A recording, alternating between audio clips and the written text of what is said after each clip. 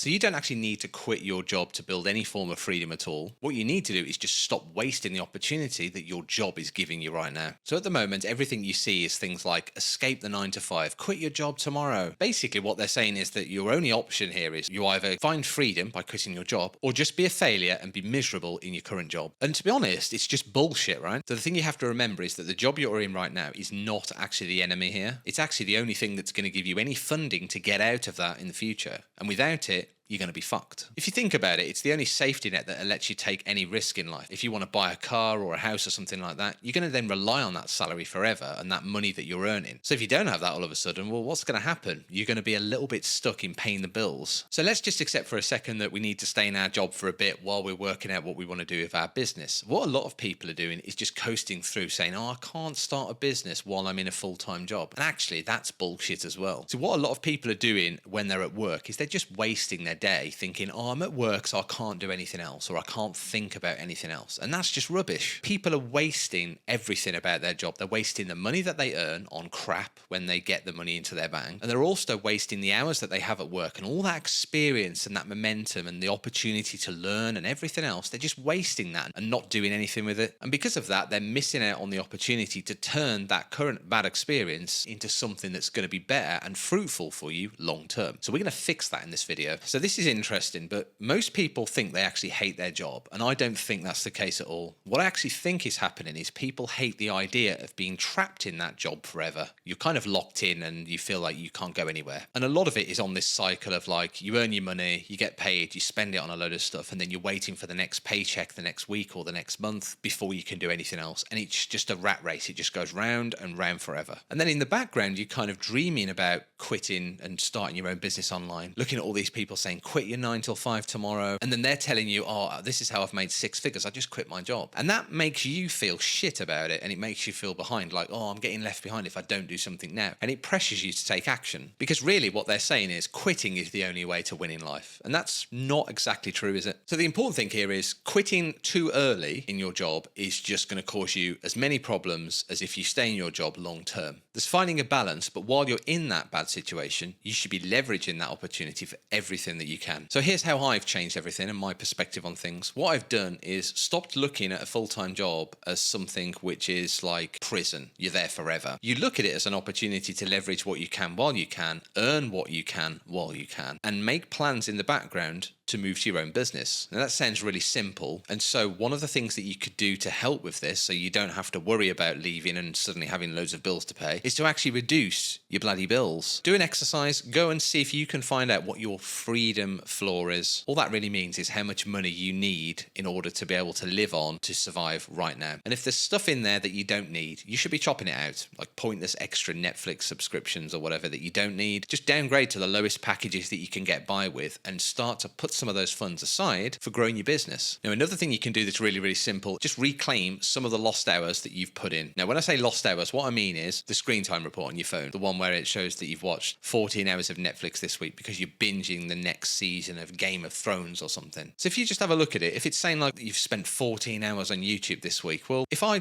map that out, that's like 1 hour a day for 2 weeks. You could grow a business easily with that amount of time. And you'll actually hear a lot of people say, oh, I don't have any time to start a business. But that's a load of shit, because people have time to watch like tons and tons of episodes on Netflix or go to parties and do all this fun stuff, even go on like massive 2-week vacations. So they can do that, but they can't afford an hour a day to grow themselves a business, which gives them freedom to do more of that holiday stuff that they want to. Sounds like shit. And one other thing that you can do is you can use your job opportunity that you're in right now as a bit of a training and a playground. So this is where you can learn how to do things. So one of the things I do in IT is I do what's called delivery management. My job is to make sure that IT solutions get delivered to their customers on time and to budget. So what I do is I use opportunities to test my stakeholder skills with the people I'm working with to see how good am I at negotiating things, or how good am I at hosting calls and conversations, or how quickly can I provide the solution to something. And I use it to really test my capability and my skills. And therefore, when I'm at work, I actually get an opportunity to learn something new and to really test myself and push myself to the max, rather than just coasting by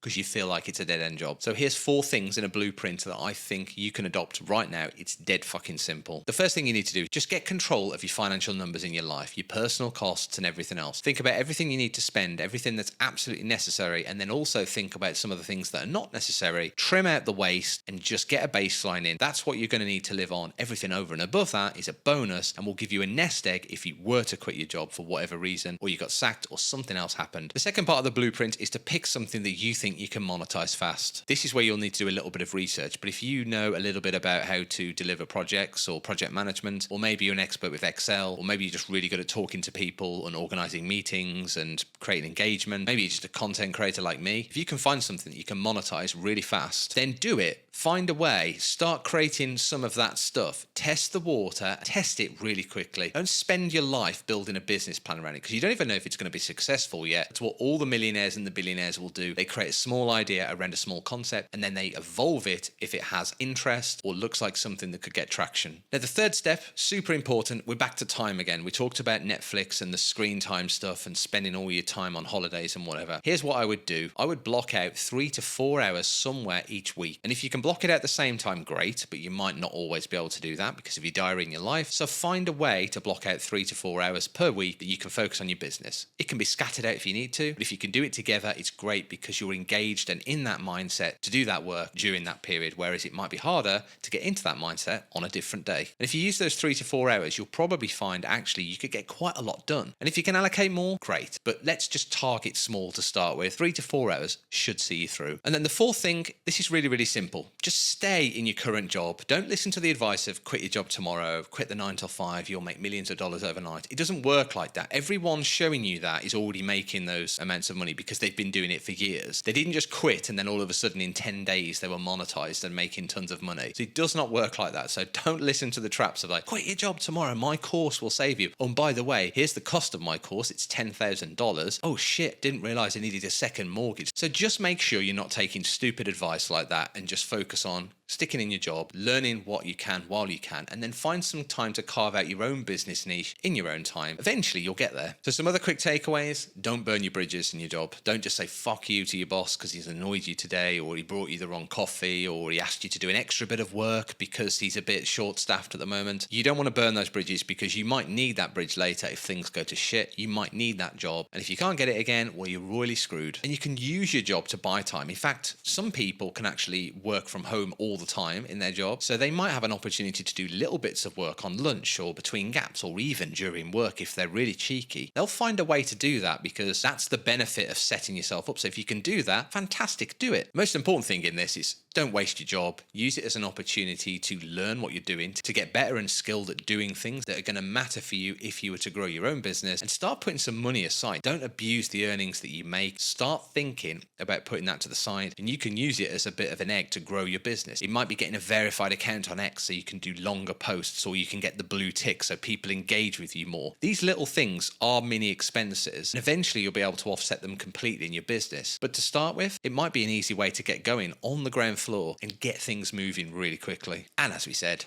don't quit your fucking job. It's stupid advice unless you've got a plan or some other income source ready, lined up in the background. So feel free to follow me if you want more strategy advice on this stuff. At the moment, I'm posting almost every day, and I'm just going to continue giving value until this sinks in and people stop listening to this bullshit advice you see online. See you in the next one.